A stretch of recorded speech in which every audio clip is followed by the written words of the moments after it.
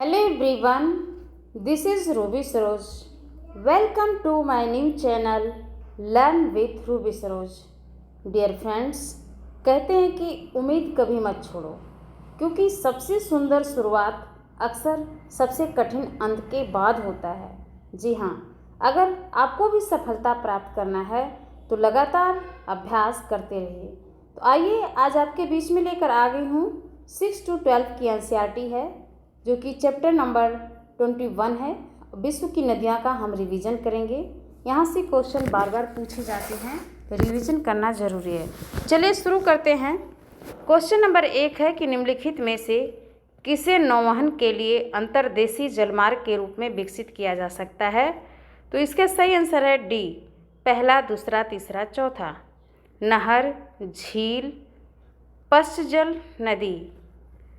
आइए व्याख्या देखते हैं कि नदियों, नहरों, खाड़ियों और पश्चजल क्षेत्र सभी का जलमार्गों के रूप में उपयोग किया जाता है, बशर्ते उनमें पर्याप्त गहराई, नौवहन योग्य चौड़ाई, जल प्रवाह की निरंतरता और परिवहन प्रौद्योगिकी उपयोग में हो।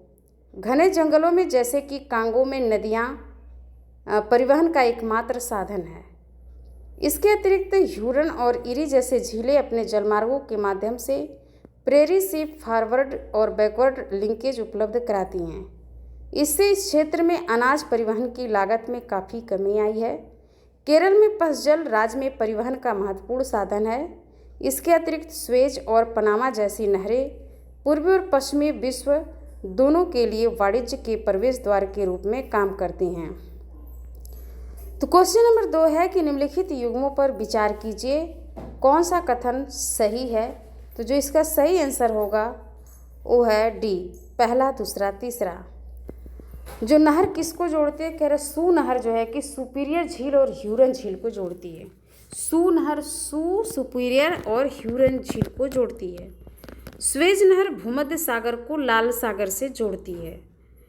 वेलेंड नहर इरी झील को ओंटारियो झील से, जो वेलेंड नहर है इरी झील को ओंटारियो झील से जोड़ता है। तो इसमें सभी युग में सही सुमेलित हैं। सू नहर और वेलेंड नहर उत्तरी अमेरिका के विशाल जलमार्ग के भाग से हैं। सू नहर ह्यूरन झील और सुपीरियर झील को जोड़ती है, तो वेलेंड नहर इरी और ओंटारियो झील को जोड़ती है। भूमध्य सागर और लाल सागर को जोड़ने वाली स्वेज नहर मिस्र के उत्तर में पोर्ट सईद और दक्षिण में पोर्ट स्वेज के मध्य स्थित है।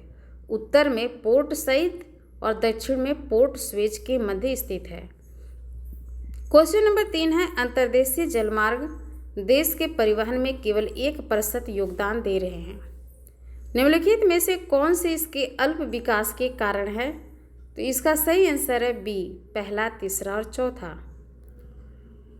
खराब रखरखाव, सड़कों से प्रतिस्पर्धा और जो है कि सिंचाई परियोजनाओं हेतु नदी के जल को मोड़ देना। अंतर्देशीय जलमार्गों यात्रियों के परिवहन के साथ साथ नौभार या मालवाहन यातायात के लिए पर्यावरण अनुकूल सक्षम परिवहन साधन है। इसके अतिरिक्त वे भारी और बड़ी सामग्री ले जाने के लिए सबसे उपयुक्त भी हैं। भारत के पास 14,500 किलोमीटर का नौवहनीय जलमार्ग है, जो निम्नलिखित कारणों से देश के परिवहन में केवल 1% का ही योगदान कर पाता है। सड़क और रेलवे से प्रतिस्पर्धा, खराब रखरखाव, सिंचाई के लिए नदी जल के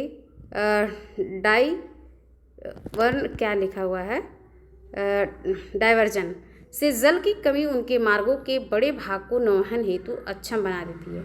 हालांकि जल परिवहन की ऊर्जा लागत कम है। नदियों के तल से गाद हटाकर नदी तटों को स्थिर बनाकर तथा जल प्रवाह को नियमित करके हेतु बांधों और बैराजों के निर्माण में अंतर्देशीय जलमार्गों की नौवहनीयता में वृद्धि की जा सकती है। क्वेश्चन नंबर 4 है निम्नलिखित में से कौन सा जलमार्ग नदी और झील दोनों से होकर गुजरता है। तो इसमें सी है सेंट लॉरेंस जलमार्ग। सेंट लॉरेंस जलमार्ग झीलों और नदी दोनों से होकर गुजरता है। सेंट लॉरेंस जलमार्ग झील और नदी दोनों से होकर गुजरता है। इसका कुछ भाग बड़ी झील जैसे ह्यूरन, एरी, ओंटारियो द्वारा बनता है। शेष भाग सेंट लॉरेंस से जोन्नद मुख से बनता है। यह प्रेरित क्षेत्र के लिए परिवहन के सस्ते साधन उपलब्ध कराकर विशिष्ट वाणिज्यिक जलमार्ग बनाता है। राइन जलमार्ग यह जर्मनी और नीदरलैंड के से होकर प्रवाहित होता है। यह महासागर में जल वाले जहाज़ों को रूर नदी के माध्यम से राइन क्षेत्र में समृद्ध कोयला क्षेत्र से जोड़ता है। वोल्गा जलमार्ग ये 11,200 किलोमीटर के नौगम्य लंबाई प्रदान करता है। 11,200 वोल्गा नहर लंबाई प्रदान करता है, कैस्पियन सागर से मिलता है। वोल्गा मास्को नहर इसे मास्को क्षेत्र से जोड़ती है। डेन्यूब जलमार्ग पूर्वी यूरोप से विभिन्न देशों को जोड़ने वाला यह जलमार्ग डेन्यूब नदी पर अवस्थित है। यह भी झील से होकर गुजरता है। क्वेश्चन नंबर 5 है, निम्नलिखित यूरोपीय नदियों के पश्चिम से पूर्व में व्यवस्थित कीजिए।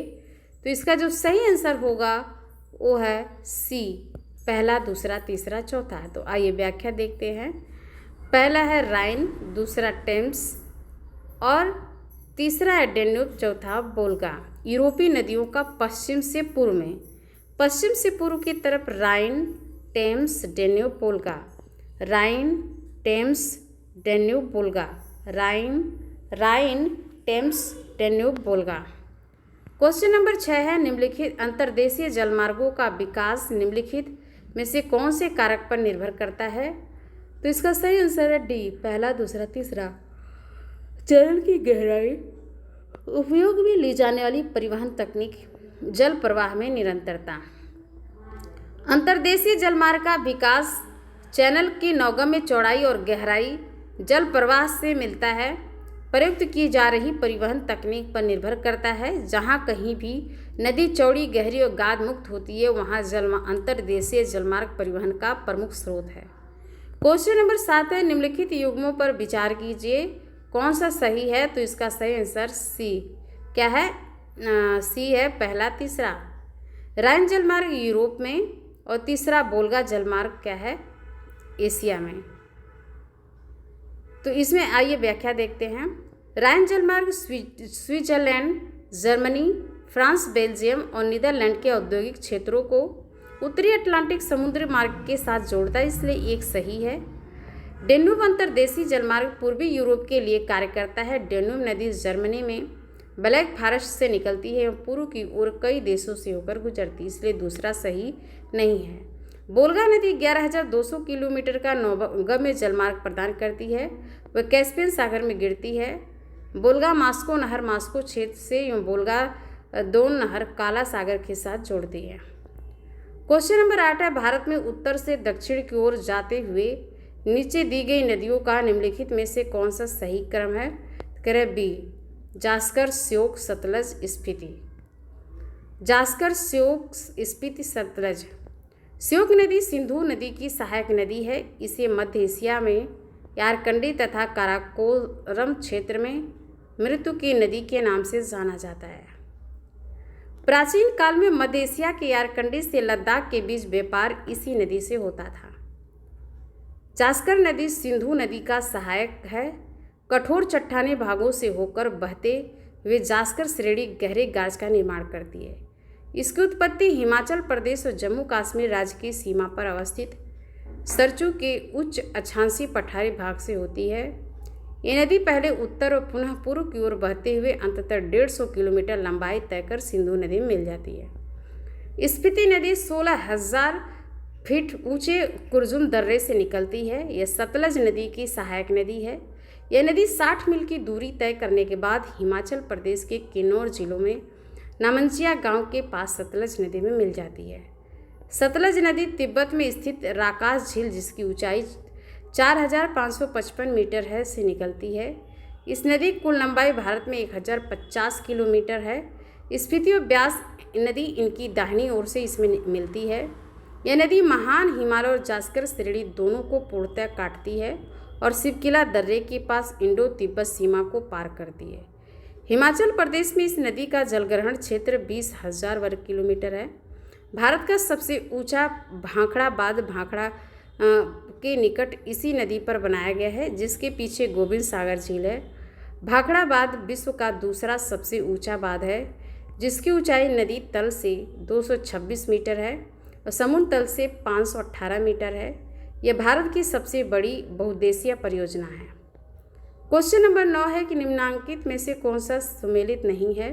तो डी वियना वोल्गा।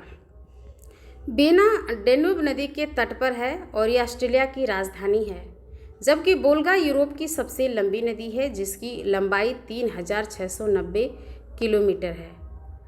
डेन्यूब नदी जर्मनी स्थित ब्लैक फॉरेस्ट पर्वत से निकलती है, पूर्व की ओर बहते हुए काला सागर में गिरती है।